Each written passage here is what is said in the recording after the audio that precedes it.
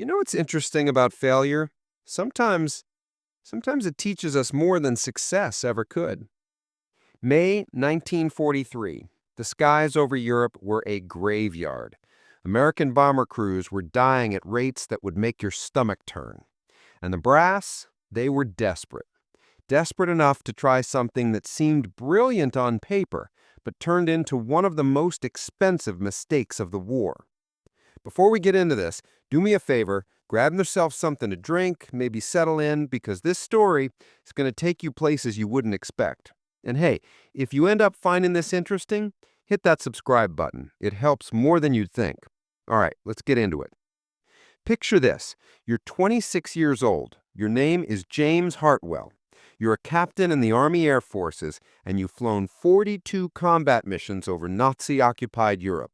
42 times you've climbed into a B-17 flying fortress. 42 times you've come back. That's more luck than most guys got. But on this particular morning, May 29th, 1943, Hartwell's looking at something he's never seen before.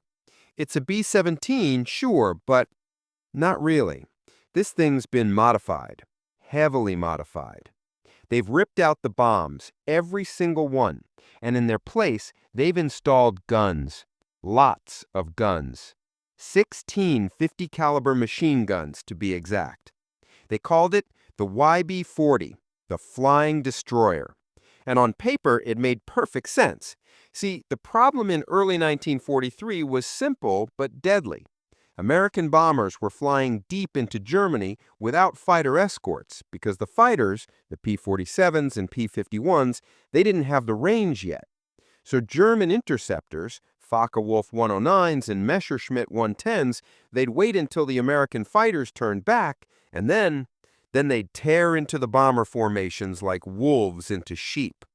In just the first 3 months of 1943, the 8th Air Force lost 173 B-17s. 173. That's over 1,700 men, dead or captured or missing. The crews had a name for it. They called it the Gauntlet. And the statistics? The statistics said that half of them wouldn't make it to 25 missions. So the solution seemed obvious, right? If you can't send fighters all the way to Germany and back, turn a bomber into a fighter. Take a B-17, strip out everything that doesn't shoot, and pack it with so many guns that German fighters won't dare come close. The engineers went to work.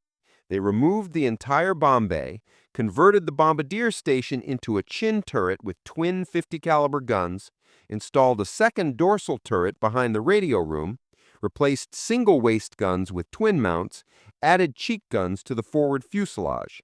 They tripled the ammunition capacity to 11,275 rounds and welded additional armor plating around crew positions. 16 guns, one aircraft. It looked like something out of a science fiction story. Douglas Aircraft in Tulsa completed 12 conversions by March of 43.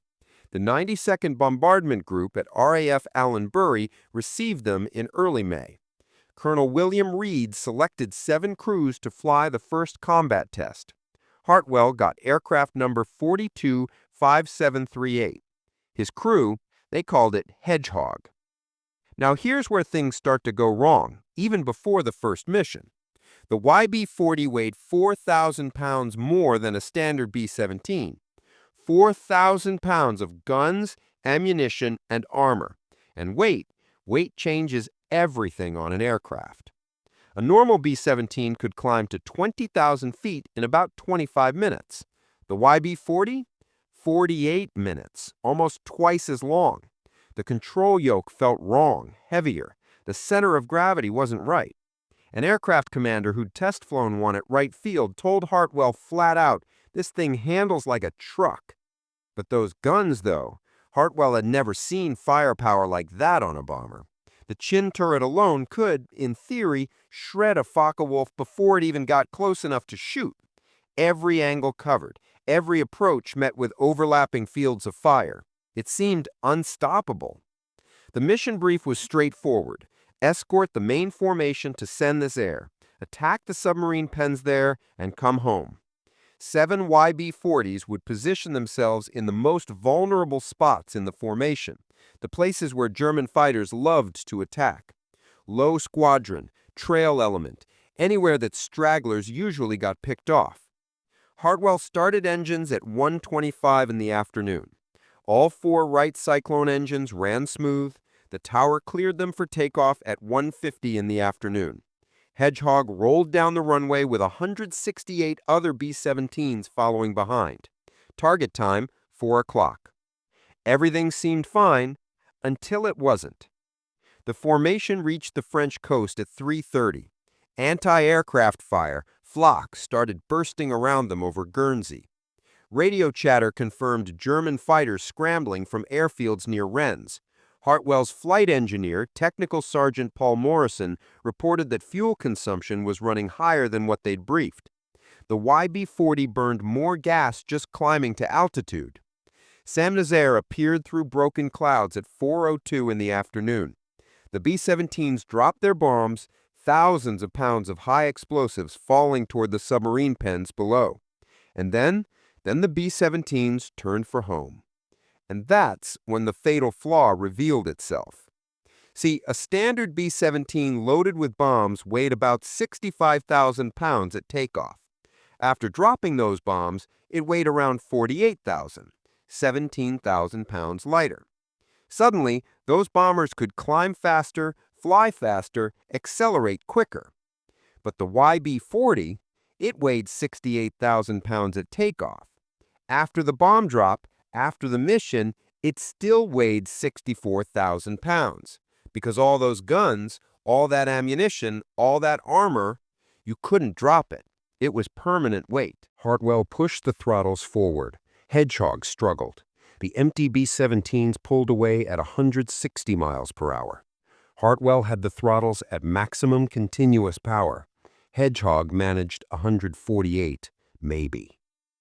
Morrison, the flight engineer, climbed down from the top turret and checked the engine instruments. He shook his head. Number 3 cylinder head temperature was climbing into the red zone.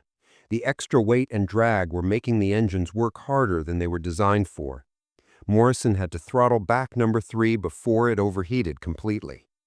Hedgehog slowed to 142 miles per hour. The main formation was 3 miles ahead now, then 4. Hartwell could see the other 6 YB-40s struggling at the rear of their assigned groups, every single one of them falling behind. And then the radio operator called from the waist. Staff Sergeant Frank Delaney had spotted contrails at 4 o'clock high, German fighters climbing to intercept. Focke-Wulf 190s from Jagdgeschwader 2, based at Vannes, 6 aircraft, maybe 8. They were hunting stragglers. Hartwell keyed the intercom. All gunners, track your targets. The chin turret gunner reported good visibility. The ball turret rotated smoothly. Both waist gunners confirmed their twin mounts were loaded and tracking. The first Focke-Wulf dove at 5 o'clock, range 1,200 yards. The tail gunner opened fire at 800. Tracer rounds, every 5th bullet glowing red, walked toward the fighter pilot. The German pilot broke left and climbed away without firing a shot. The second attack came from 11 o'clock high. 2 Focke-Wulfs in trail formation. The chin turret gunner tracked the lead aircraft and fired a 4-second burst. 50 caliber rounds stitched across the fighter's engine cowling. Black smoke poured out. The Focke-Wulf rolled inverted and dove toward the English Channel below. Delaney confirmed the kill from the waist position.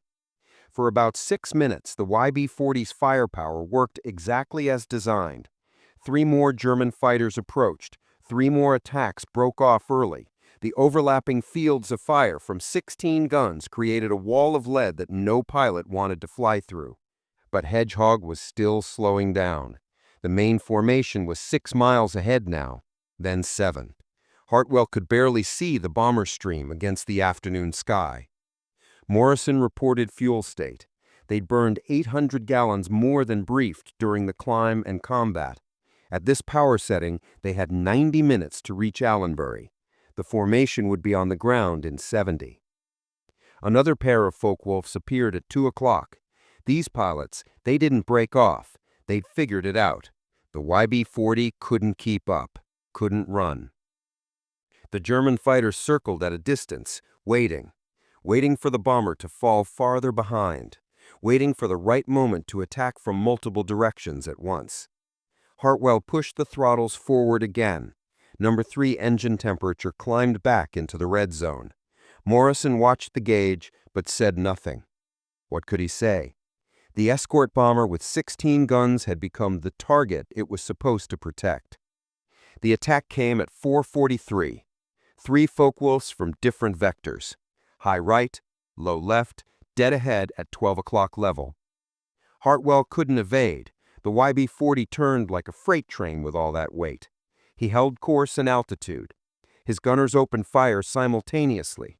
The chin turret tracked the frontal attack. The top turret swung right. The ball turret rotated left. Both waist gunners fired through opposite windows. Spent brass casings cascaded into the fuselage. The aircraft shook from the combined recoil of 8 guns firing at once. The lead Focke-Wulf's canopy shattered. The fighter rolled right and fell away trailing smoke. The high attacker broke off early, but the low attacker, he pressed his run and fired a 2-second burst. 20mm cannon rounds punched through Hedgehog's right wing. One hydraulic line severed. The waist gunner reported fluid spraying across the window. Delaney called out damage. Right landing gear hydraulic system failed. They'd have to manually crank the gear down for landing, if they made it back. Morrison checked the fuel again. 72 minutes to Allenbury at current power setting. The formation was 8 miles ahead and pulling away. They were alone over occupied France, with German fighters circling. The radio crackled. Another YB-40 crew from the 305th Bomber Group. Captain Richard Hayes, flying aircraft 425741. His gunship had also fallen behind. 2 YB-40s now, separated from the formation, both struggling to maintain airspeed, both burning fuel faster than briefed. Hayes suggested they form up together. Combined defensive fire from 32 guns might keep the Germans at bay. Hartwell agreed. Hayes descended from 21,000 feet to match Hedgehog's altitude at 19,500. The Focke-Wulfs circled wider now. 4 visible, maybe 6. They weren't attacking 2 gunships flying in loose formation, but they weren't leaving either. At 5:07, Hartwell crossed the French coast outbound. The English Channel stretched gray and empty below. 53 miles to the English coast. 41 minutes flying time at their current ground speed. Number 3 engine was running hot. Morrison had pulled the power back twice already. They couldn't maintain altitude much longer. Hedgehog descended through 19,000 feet, 18,800, 18,600. Hayes radioed that his number 2 engine oil pressure was dropping. He throttled it back to prevent seizure. His YB-40 slowed to 138 miles per hour. Both aircraft struggling, both crews watching fuel gauges tick toward empty, both hoping the German fighters wouldn't follow them over water. At 5:22, 2 Messerschmitt 109s appeared at 6 o'clock high. They'd followed the stragglers to the channel. The tail gunners called out the intercept, range 1,400 yards and closing. The fighters dove through 18,000 feet. Their cannons opened fire at 800 yards. Hartwell couldn't climb, couldn't accelerate, couldn't turn hard enough to throw off their aim. The YB-40 had become a flying target with empty sky all around. The tail gunner fired first. Staff Sergeant Raymond Kozak, 24 years old, former skeet shooting champion from Cleveland. He'd never tracked targets moving this fast. The lead Messerschmitt closed to 600 yards. Kozak walked his tracers across empty sky. The German pilot jinked left, right, dove 20 degrees. His wingman followed. Both fighters opened fire at 400 yards. Cannon shells tore through Hedgehog's tail section. One round exploded in the horizontal stabilizer. Another punched through the fuselage 2 feet behind Kozak's position. The aircraft shuddered. Hartwell felt the controls go soft, mushy. Morrison climbed back to check damage. The elevator cables were intact, but the trim tab mechanism was jammed. Hartwell would have to fight the control yoke all the way to England. The Messerschmitts pulled up for another pass. Hayes' YB-40 opened fire with all dorsal guns. The combined firepower from both gunships filled the sky with tracers. The German fighters broke left and circled back to altitude. And then, at 5:31, 4 Republic P-47 Thunderbolts appeared from the northeast, long-range escort fighters returning from a sweep over Belgium. They'd heard the radio calls about stragglers under attack. The Thunderbolts dove at the Messerschmitts. The German pilots saw them coming and turned east toward France. The P-47s didn't pursue. They formed up on both YB-40s and waggled their wings. Escort to the English coast. Hartwell checked his fuel. 37 minutes remaining at current power setting. 29 miles to landfall. They'd make it. Barely. But the concept was broken. He could see it now, clear as day.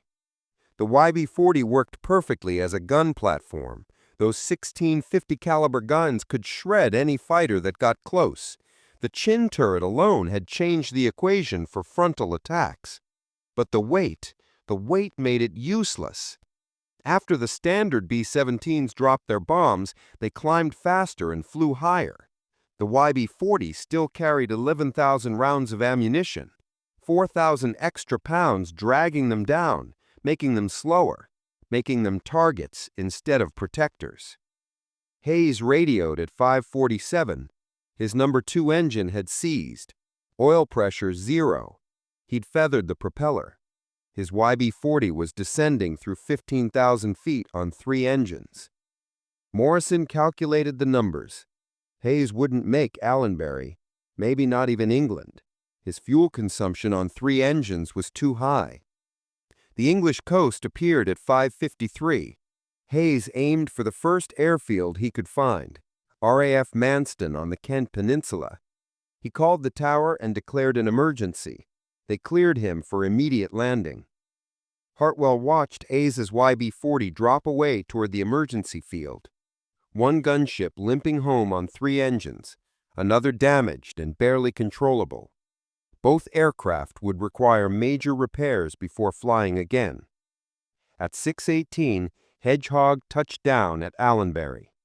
Hartwell cranked the landing gear down manually. The right main gear locked with 15 seconds to spare before touchdown. Ground crews counted 16 bullet holes in the fuselage, 1 severed hydraulic line, 1 jammed trim tab, 1 damaged horizontal stabilizer. Colonel Reed was waiting at the hard stand. He wanted Hartwell's assessment immediately. The first combat test of the YB-40 concept, the flying destroyer that was supposed to protect bomber formations all the way to Germany and back. Hartwell shut down the engines and climbed out. His flight suit was soaked with sweat. His hands were still shaking from fighting the controls for 90 minutes. He looked at Reed and said 3 words that would end the program. It can't keep up. Now, you'd think that would be the end of it, right? 3 words, program over. But Reed ordered 7 more missions. Maybe the first test was an anomaly. Maybe different tactics would work. Maybe positioning the YB-40s differently in the formation would solve the speed problem. The second mission launched on June 13th against Le Mans. 4 YB-40s flew. All 4 fell behind after the bomb drop. The third mission on June 22nd targeted a synthetic rubber plant. 11 YB-40s dispatched. 1 aircraft lost to flak and fighters. The remaining 10 struggled home hours after the main formation landed. Engineers at the depot tried modifications. They adjusted ammunition feeds, changed loading procedures, moved weight forward to fix the center of gravity. Nothing worked. The fundamental problem remained. A B-17 carrying bombs weighed 65,000 pounds at takeoff. After dropping bombs, 48,000 pounds. The YB-40 weighed 68,000 pounds at takeoff. After combat, it still weighed 64,000 pounds, 4,000 pounds of guns and ammunition that couldn't be dropped. On June 28th, 6 YB-40s attacked St. Nazaire again. They claimed one German fighter destroyed. All 6 fell behind the formation on the return leg. One crew reported they'd been alone over France for 43 minutes. Alone meant vulnerable. The aircraft designed to protect bombers needed protection itself. The 8th Air Force compiled statistics after 9 combat missions, 48 sorties flown, 5 confirmed German fighter kills, 2 probable, 1 YB-40 lost, and every single aircraft had fallen behind its formation after the bomb drop. Average separation distance, 7 miles. Average time alone over enemy territory, 38 minutes. Over on the German side, Luftwaffe fighter chief Adolf Galland reviewed the intelligence reports. German pilots had figured out the YB-40s quickly. The heavily armed bombers looked different. Extra turret visible from any angle, no bomb bay doors. They flew in the most vulnerable positions. And after the formation dropped bombs, the YB-40s became stragglers. German fighters focused attacks on stragglers. Galland's assessment was brutal. The YB-40 kills were insignificant, not worth the cost. His pilots would rather attack the flying destroyers than avoid them. Easy targets that couldn't run. On July 29th, the last 2 YB-40s flew their final combat mission. Target, U-boat yards at Kiel. Both aircraft fell behind. Both required fighter escort to reach England. Both landed at emergency fields short of their home base. In August, General Karl Spaatz canceled the program. The 12 surviving YB-40s returned to the United States in November. Most became gunnery trainers. 4 were stripped and converted back to standard bombers. The concept died after 3 months of combat testing. The Army Air Forces had spent $469,000 per aircraft on the conversions. 12 aircraft, $5.6 million for a weapon system that made bombers more vulnerable instead of safer. But here's the thing. Here's where this story gets interesting. One piece of the YB-40 survived. One innovation that worked perfectly. The modification that would save thousands of bomber crews before the war ended. Engineers at Wright Field studied the combat reports carefully. They noticed something. Every YB-40 that engaged fighters from the front stopped the attack. Every single one. The chin turret changed everything. 2 50 caliber guns firing forward with a clear field of fire. No convergence problems, no blind spots at 12 o'clock high. See, before the chin turret, German fighters attacked B-17 formations from dead ahead. The bombardier's position had 2 cheek guns mounted on the sides of the nose. Limited traverse, limited field of fire. German pilots would fly straight at the bombers and fire cannons through the gap in the defensive coverage. Focke-Wulf 190s killed more B-17s with frontal attacks than any other method.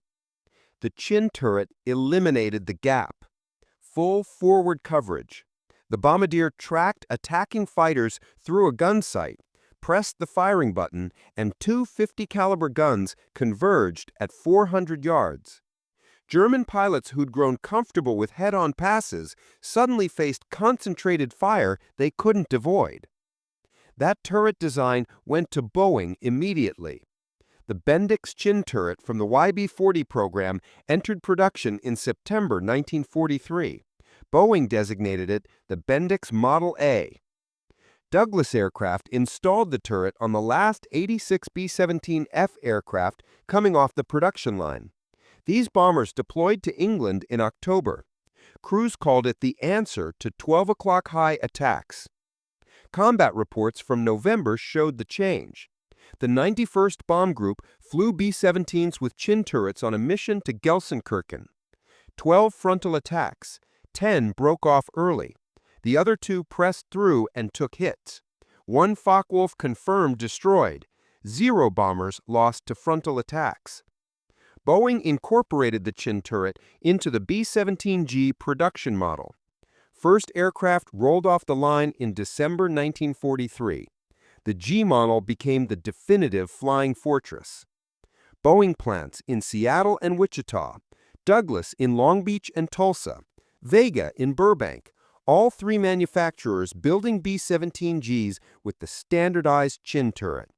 Production ramped fast, 50 aircraft per month in January, 120 per month by March, 230 per month by June.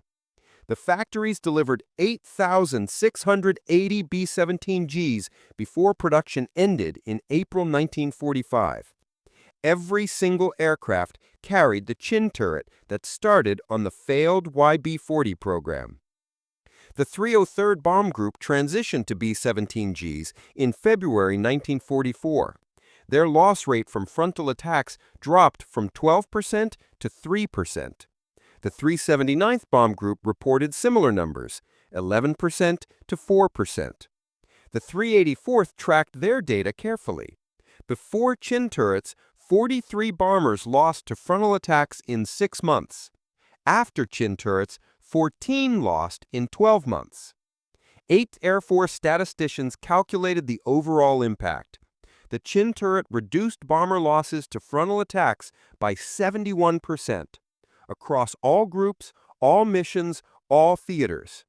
By the end of the war in Europe, the B-17G equipped 26 heavy bombardment groups in Europe, 4 groups in Italy, 2 in the Pacific, 32 groups total. Each group flew 48 aircraft on standard missions. That's 1,566 B-17Gs in combat simultaneously. The YB-40 program lasted 3 months, flew 48 combat sorties, claimed 5 German fighters, cost $5.6 million, failed completely as an escort concept. But the chin turret from those 12 failed gunships flew on 8,680 flying fortresses, protected crews on more than 290,000 combat sorties, saved an estimated 2,300 bomber crews who would have died to frontal attacks without it. The flying destroyer died. Its innovation lived. And it wasn't just the chin turret. Engineers studying the combat reports noticed 2 other modifications that solved real problems. The staggered waist gun positions on standard B-17s.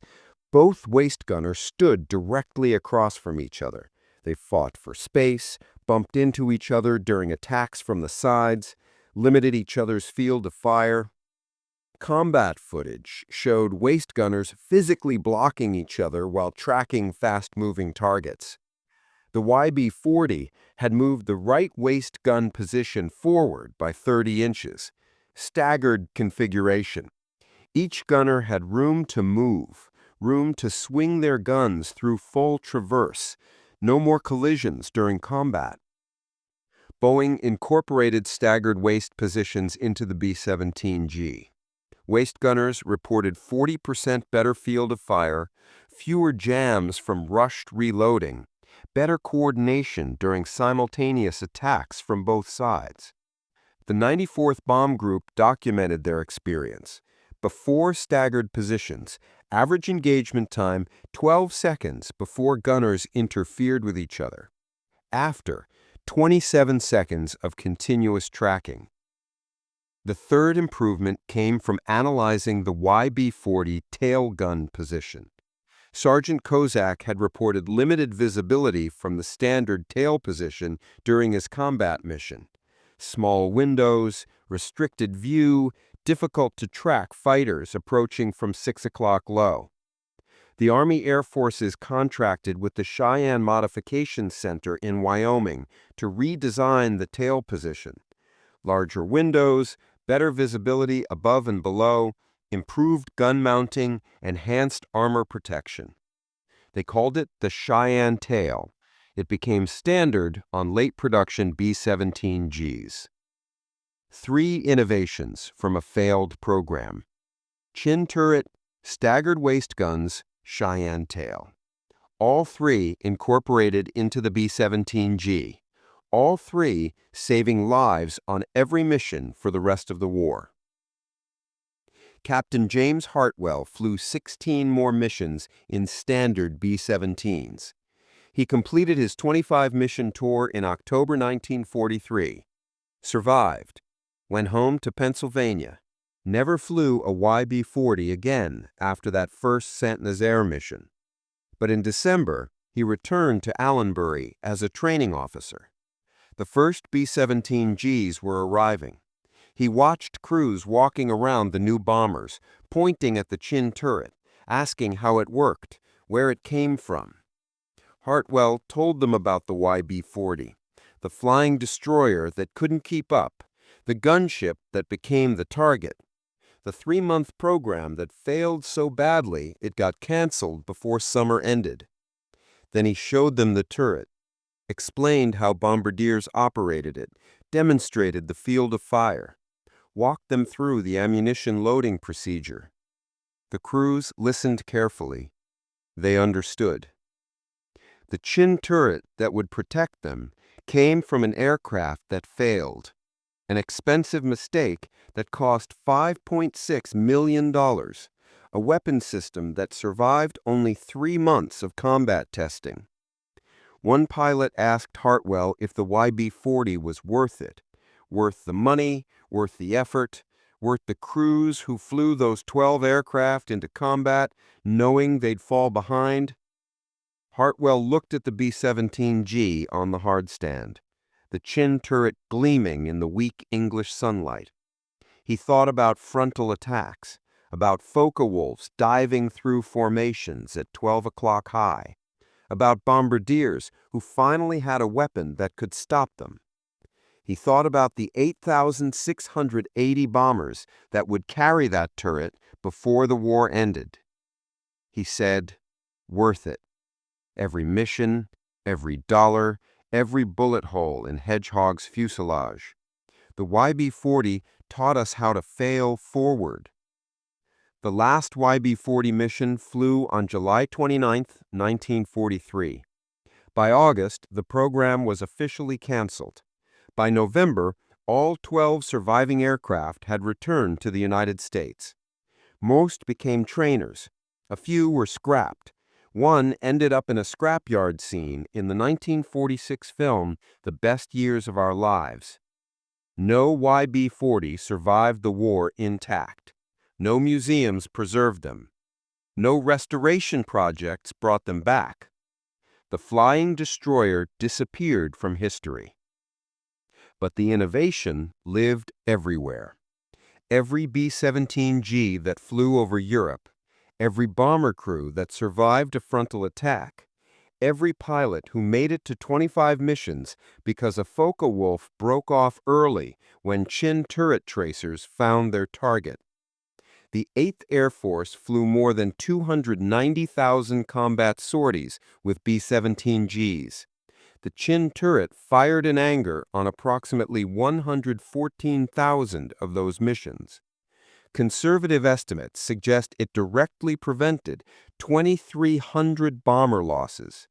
That's 23,000 crew members who came home, 23,000 men who saw their families again, who grew old, who told their grandchildren about the war, who lived full lives because an expensive failure produced a life-saving innovation.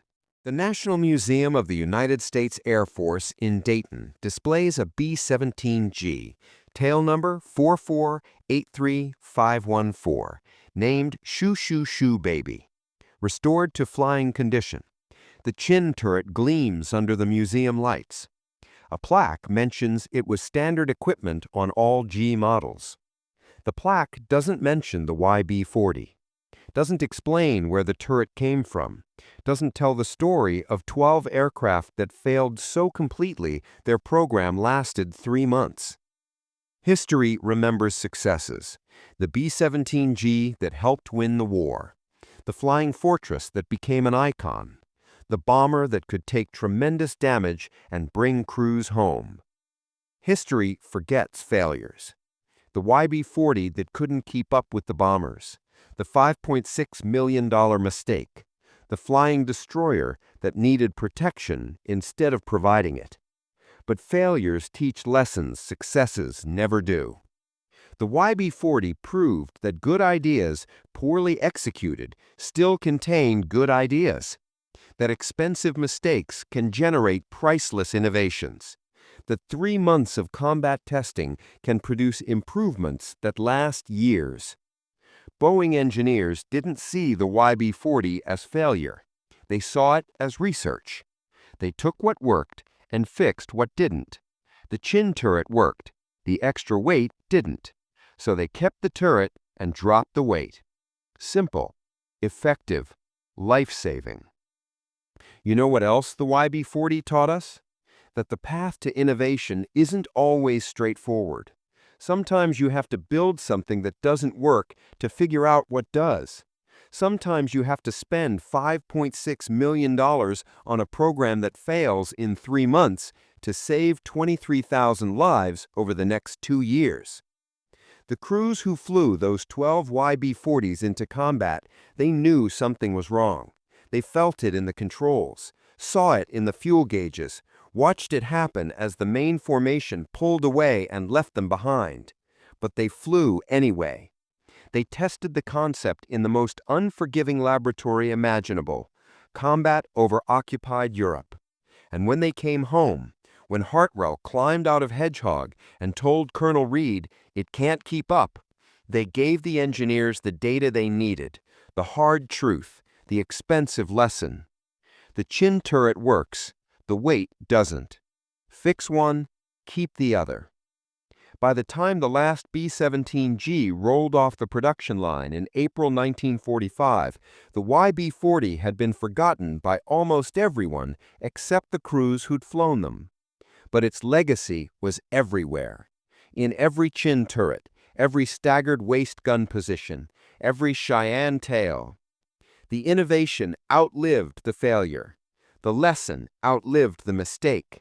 And 23,000 men came home because 12 aircraft failed. That's the thing about failure, isn't it? Sometimes it's not the end of the story. Sometimes it's just the beginning.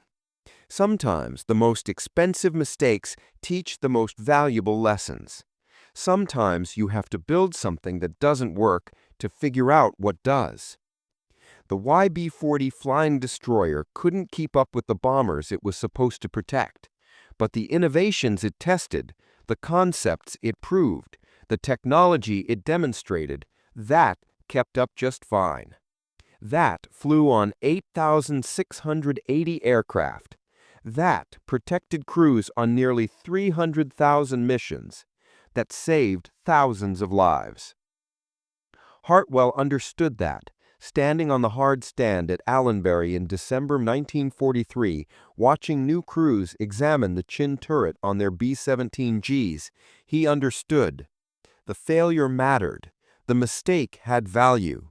The 3 months of combat testing, the $5.6 million, the bullet holes in Hedgehog's fuselage, all of it led somewhere.